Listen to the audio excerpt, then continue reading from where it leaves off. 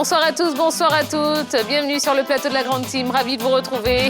Comme d'habitude, eh bien, nous voici de retour pour nos 90 minutes d'informations sportives, du rugby, du basket et du football. Eh bien, voici à peu près les grandes lignes du programme de ce soir. Eh bien, c'est parti pour la Grande Team. On commence tout de suite avec LGT News.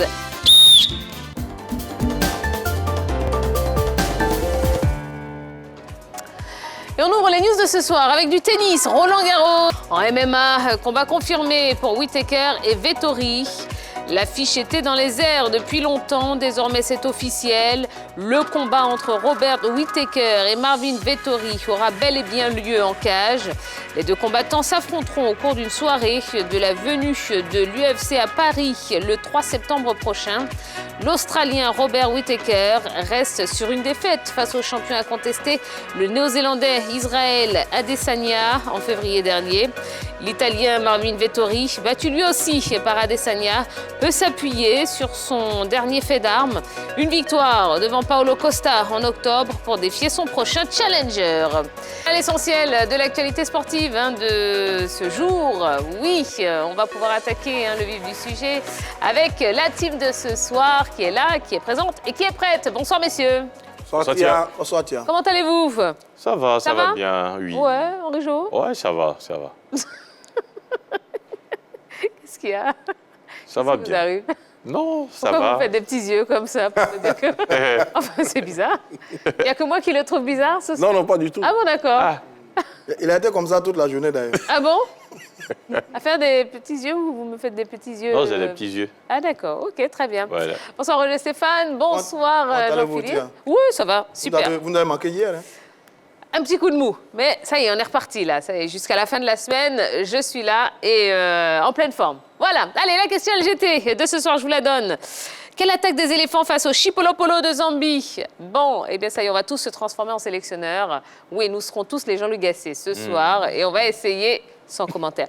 Et on va essayer de proposer une attaque de feu pour nos éléphants de Côte d'Ivoire. Donc n'hésitez pas, exprimez-vous via notre page Facebook, la page Facebook de la 3, qui, vous le savez, est à votre disposition et vous permet d'être en contact avec nous. Et puis on aura un invité qui va nous rejoindre dans quelques instants, Diak Gassama, directeur exécutif de la Fédération ivoirienne de rugby, puisque, oui, le rugby, c'est le focus de ce soir. Allons-y tout de suite.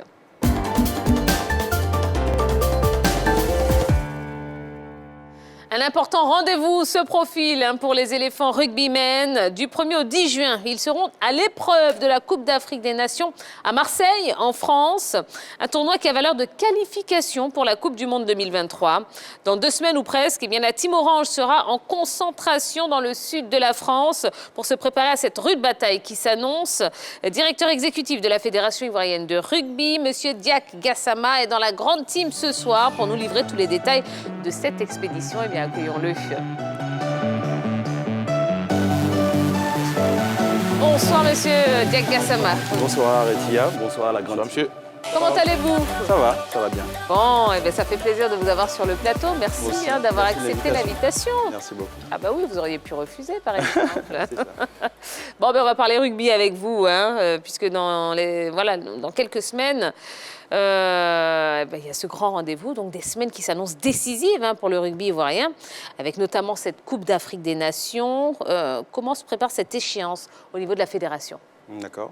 Je vous remercie de m'avoir invité. Alors, l'équipe nationale de Côte d'Ivoire va jouer une compétition très attendue. Donc, nous préparons bien. Depuis le mois de février, il y a eu le premier stage à la Teste de Buch, dans la région bordelaise. Ensuite, au mois de mars, au Crêpes de Toulouse, un second stage qui s'est soldé par un match amical contre l'Algérie. Et d'autres stages sont prévus, notamment celui de Sisteron, du 6 au 10. Et enfin, le dernier stage dont vous avez parlé, du 16 au 29, avant le début de la compétition. D'accord. Est-ce qu'au niveau du ministère, toutes les communications ont été faites pour la participation ivoirienne? Et à combien est-ce qu'elle a été chiffrée, justement Alors, comme je vous le dis, c'est une compétition très importante. Le ministère nous accompagne sur la communication. Mais nous faisons en sorte que, à part cette communication, nous attendons plus du ministère. Et nous recherchons encore d'autres partenariats parce que la préparation d'une équipe de rugby, c'est plus de 30 personnes et le staff. Donc le ministère nous accompagne. Hein, mais elle a été chiffrée à combien cette campagne? On ne vous demande pas combien le ministère vous a donné, mais dans sa globalité, elle a été Dans sa globalité, nous avons fait une demande de 150 millions. D'accord. Mais cette somme n'a pas été donnée, donc c'est à nous de faire les efforts. Et on espère que pour les prochaines compétitions, les prochaines échéances, qu'on puisse avoir de quoi préparer cette équipe. Parce que, vous savez, dans le sport, le plus important, c'est la préparation. Voilà. Et oui. Donc une équipe qui est mieux préparée est plus performante dans ce qu'elle produit. Absolument. Écoutez, expliquez-moi bien, parce que moi je suis un peu perdu. Est-ce que c'est la Coupe d'Afrique ou bien c'est un tournoi éliminatoire pour la Coupe du Monde? Je suis un peu perdu quand je regardais là. Très bien. Alors la RAC, c'est la Rugby African Cup. Toutes les années, chaque année, il y a une RAC. Mais la particularité cette année, c'est que celui qui est qualifié, c'est celui qui est champion de champion. Le champion d'Afrique. Voilà, champion d'Afrique. Donc c'est un double tiki. Tu es champion d'Afrique et tu as le billet qualificatif pour la Coupe du Monde. Bon, d'accord. Ça a double volet, en fait. D'accord, mais en même temps, ça se joue en France. Oui, ça se joue en France. Je ne comprends pas pourquoi est-ce qu'on va jouer une telle compétition pour les Africains, qui est une sorte de Coupe d'Afrique, qui va mettre un tournoi éliminatoire pour la Coupe du Monde. Pourquoi on va jouer ce tournoi en France? D'accord. Alors, vous savez que la Coupe du Monde, en 2023, d'accord, et donc cette année, nous avons, grâce à Rugby Afrique, qui a décidé, avec France 23, de faire cette compétition. Vous savez, le rugby en Afrique a une dynamique sur le continent, mais ce n'est pas assez connu par les partenaires en France, par les clubs, et c'est une exposition non seulement pour les joueurs, mais aussi pour les nations. Donc, nous allons saisir cette aubaine, mais les autres années, il n'est pas dit que chaque année, cette compétition se fera. Mais quand même, on a l'Afrique du Sud, qui est une grande nation de rugby, on a le nord du continent, qui a des équipements. Comment nous, Africains, on s'est déportés en Europe pour aller disputer une compétition? Je veux dire que quand on regarde ça comme ça, bon, peut-être qu'il y a c'est mu par des intérêts financiers, mais j'avoue que ça peut mettre en mal un peu l'identité de notre rugby quand on regarde ça. Alors pas du tout. Je ne suis pas d'accord dans la même veine. Laissez-le répondre. Avec vous, je ne suis pas d'accord avec vous dans la mesure où tous les regards sont braqués sur la France. D'accord. Aujourd'hui, il y a plusieurs partenaires qui ne savent pas que le rugby existe ou à quel niveau le rugby se situe. C'est ça. Donc c'est une exposition qui permet non seulement aux nations africaines de montrer ce qu'elles savent faire de mieux, parce que c'est le top 8, mais au-delà de ça, c'est également important pour les joueurs. Si vous étiez joueur, je pense que ça serait bien pour vous de vous exprimer devant les meilleurs recruteurs du monde du rugby. Et donc à cet événement-là, au-delà de la France, ce sont les meilleurs du continent européen. D'accord. Moi, je soutiens par exemple ce que Olivier Stéphane dit à l'instant. Aujourd'hui, vous savez très bien qu'au niveau du sport, le rugby n'est pas suffisamment implanté en Afrique comme le foot et les autres sports qu'on connaît, le basket. Ouais. Pourquoi ne pas organiser une telle compétition en Afrique pour faire, c'est-à-dire la promotion de ce sport auprès des Africains? Parce que quoi qu'on dise, oui, c'est vrai, il y a les recruteurs, mais quoi qu'on dise quand même, ce sont des Africains et surtout, on a besoin de cette promotion au niveau de l'Afrique pour permettre une adhésion de toute la population autour de ce sport. D'accord. C'est une stratégie gagnante qui est testée par les deux entités en question. Nous allons, au sorti de cela, en tirer toutes les conséquences et le bilan. Mais pour l'instant, nous adhérons, les 8 fédérations participantes adhèrent au projet. Et au sorti de cela, on verra stratégiquement, mais moi je suis confiant sur le fait que cette exposition est un plus pour le rugby africain. D'accord. Alors revenons à notre équipe. Oui, c'est ce qui nous intéresse. Alors selon nos informations, la liste des éléphants sera connue la semaine prochaine. C'est ça. Et ne devrait comporter que des joueurs évoluant à l'extérieur. Vrai ou faux? Alors, pour l'instant, cette liste n'est pas encore sortie. Donc, je ne sais pas d'où vous tirez vos informations. On est introduit. Une chose est certaine, c'est que l'année dernière, il y a eu la RAC ici en Côte d'Ivoire. Il y avait donc 8 joueurs locaux. Et on part du principe qu'on laisse la liberté à l'entraîneur de faire son choix. Les meilleurs joueurs locaux seront appelés par le sélectionneur, mais il ne nous appartient pas, nous, à la fédération, de nous immiscer. Cela a été critiqué dans d'autres fédérations. Pourquoi est-ce que les dirigeants s'immiscent dans le choix? Et nous, on veut vraiment se départir de cela. Et les meilleurs joueurs seront sélectionnés par Edgar Babou, le sélectionneur national. Oui, messieurs. Alors, sur ça, Est-ce qu'au plan local, c'est vrai que, bon, on n'est pas spécialiste du rugby, mais sur ça, est-ce qu'il y a des garçons au plan local qui ont vraiment la chance, sur ce qu'on a vu par rapport aux différentes compétitions domestiques, qui ont vraiment la chance d'intégrer cette équipe nationale pour aller défendre les couleurs ivoiriennes? Bien sûr, il y a le cas de Koné Tiédé, oui, qui est un excellent joueur de TBO, Biafra Olympique, et également de Issa Bassono, un excellent joueur également. Alors, ils ont leur chance. Et ce sera à eux de démontrer, il y a encore quelques jours, il y a la finale nationale du rugby à 15, le 11. Donc c'est une opportunité pour ces joueurs de montrer ce qu'ils peuvent. Voilà. En tout cas, les places seront chères. Les places seront chères. Oui. Mais c'est Dia Gassama, vous qui vivez, je dirais, quasi quotidiennement avec ces athlètes, vous avez listé tout à l'heure les différents stages auxquels ils ont pris part. Comment est-ce que vous évaluez, je dirais, la probabilité de voir la Côte d'Ivoire à la prochaine édition de la Coupe du Monde? D'accord. J'ai la chance moi-même d'avoir été joueur. Donc, historiquement parlant, après la Coupe du Monde 95, la dernière fois que la Côte d'Ivoire était aussi proche de la Coupe du Monde, c'était en 2009. J'étais sur le terrain. Ici, en Côte d'Ivoire, nous avons fait un match nul contre la Namibie, la même Namibie. Et au match retour, on a été sortis. Voilà. Nous sommes en 2022 et je connais ces joueurs. Ils sont jeunes, ils sont talentueux.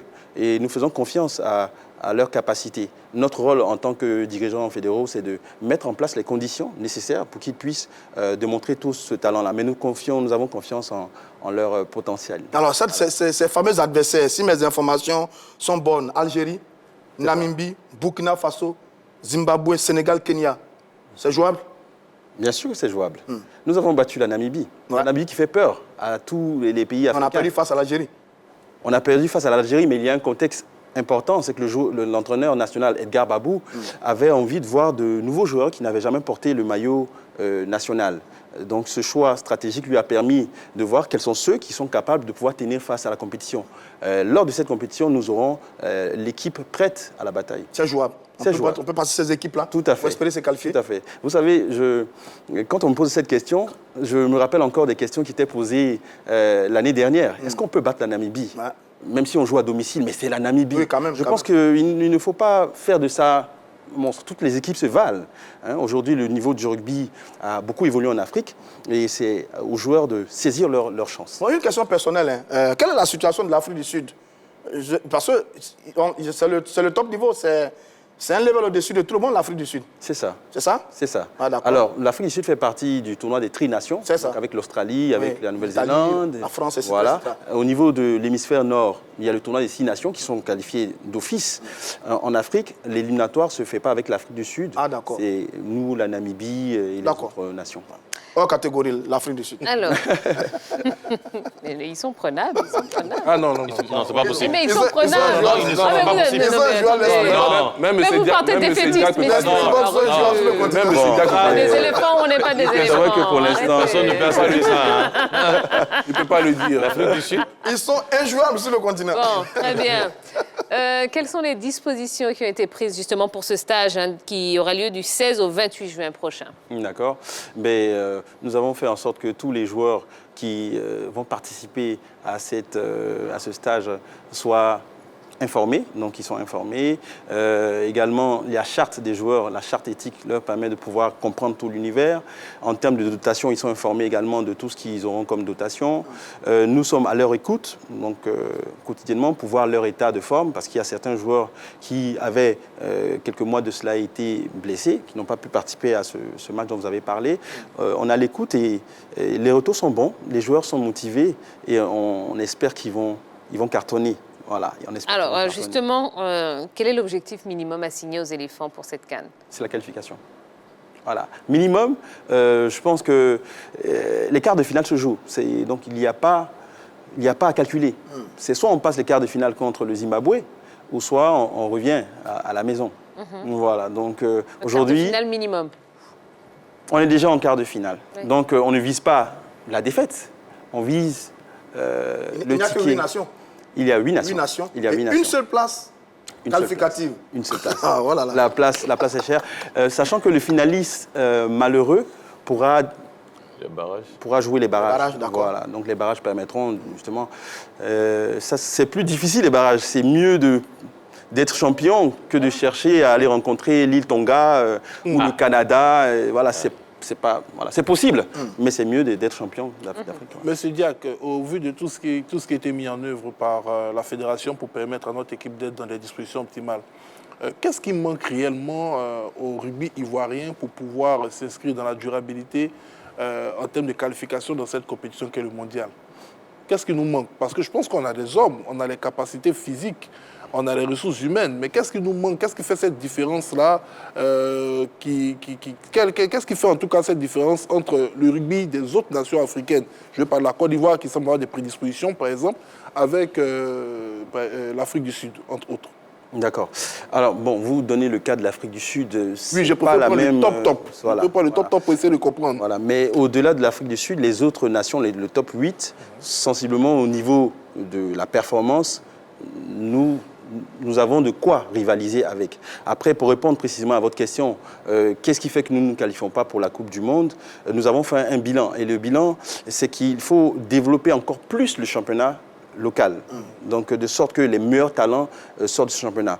Nous avons un projet Max Brito, Académie Max Brito, qui sera le Marcoussis ivoirien, qui permettra à ces jeunes graines-là d'avoir un entraînement de haut niveau, parce que le haut niveau ne s'invente pas. Donc, si vous faites 2 entraînements par semaine, ce n'est pas suffisant. Donc, notre plan stratégique de développement, il est annuel, mais il s'inscrit également dans un plan quadriennal, 2021-2024, avec des objectifs clairs. Je pense qu'il y a quelques temps de cela, le vice-président Tidjane Camara était sur votre plateau et avait signifié que la priorité, c'était de développer le rugby féminin, notamment avoir un championnat à 15. Parce qu'on ne pouvait pas participer à un championnat international sans avoir le championnat à 15. Aujourd'hui, c'est effectif. Donc, en termes d'objectifs, on n'avance pas à pas. Et d'ici 2024, on risque d'avoir on est certain d'avoir une équipe compétitive et des équipes compétitives parce qu'au-delà de la sélection A, il y a également les féminines, également les U20. D'accord. Messieurs, c'est bon? Vous avez eu toutes les réponses à vos questions? Eh bien, super. Merci beaucoup, monsieur Diack Gassama. Je rappelle que vous êtes directeur exécutif de la Fédération ivoirienne de rugby, voilà, et que le stage, donc, ce sera du 16 au 28 juin prochain. C'est ça, à Berlétan. Comment? À Berlétan. À Berlétan, c'est ça. En France. C'est ça. Voilà, à Berlétan. C'est où Berlétan, d'ailleurs? C'est dans le sud, c'est en France. Bien sûr. C'est en France. Hein? C'est en France. Oui, merci. Ok, vous connaissez bien Berlétan. Oui, absolument, absolument. Eh ben, écoutez, on vous souhaite plein succès. Et puis, n'hésitez pas à nous donner des nouvelles, surtout parce que je pense que les Ivoiriens sont contents déjà de vous avoir sur le plateau pour parler rugby. Et ce serait bien de nous donner quand même des nouvelles. Comment se passe le stage? N'hésitez pas. De toute façon, on est là pour le sport ivoirien. Je voudrais juste, avant de conclure, allez-y, appeler tous les Ivoiriens. Parce que c'est vrai qu'on joue à 15 sur le terrain, mais le peuple ivoirien est le 16e homme. Donc c'est l'occasion d'appeler à la grande mobilisation autour de notre sport et on est certain que cela va apporter un bien à tous les joueurs. Absolument, absolument. Bravo. Eh bien, merci beaucoup. Merci beaucoup. Vous revenez quand vous voulez sur le plateau. C'est votre maison, dorénavant. Merci beaucoup. Et on attend des nouvelles avec beaucoup d'impatience. Merci beaucoup. Allez, on ne bouge pas. Non, on va marquer une toute petite pause et juste après, eh bien, on parlera basketball. Eh oui, on est en plein play-off du côté du basketball ivoirien. La N1 est bas son plein. Eh bien, on vous fera le point. Ce sera juste après la pub. À tout de suite.